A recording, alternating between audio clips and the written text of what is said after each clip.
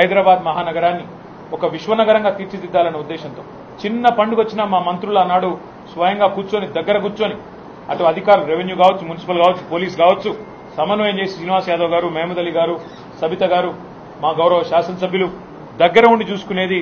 చిన్నపాటి నొక్కు కూడా పడకుండా, ఎక్కడ చిన్నపాటి ఇబ్బంది కూడా కాకుండా, ట్రాఫిక్ అంతరాయం కాకుండా ఫార్ములా రేస్ కావచ్చు, లేదా ఒక గణేష్ నిమజ్జనం కావచ్చు, లేదా మొహర్రం ఊరేగింపు కావచ్చు, బోనాల పండుగ కావచ్చు, ఏదైనా కూడా శాంతియుతంగా చేసినాం. చివరికి సినిమాల కోసం జరిగే ప్రీ రిలీజ్ ఈవెంట్లకు కూడా అంత జాగ్రత్తగా ఎక్కడ ఇబ్బంది లేకుండా చేసిన ఘనత మా ప్రభుత్వానికి.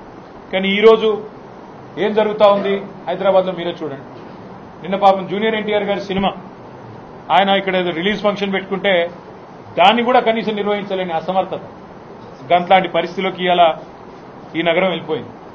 ఇంకోవైపు చాలా విచిత్రంగా ట్రాఫిక్ సమస్య నాకంటే బాగా మీకే తెలుసు, నాకంటే ఎక్కువ మీరే తిరుగుతారు.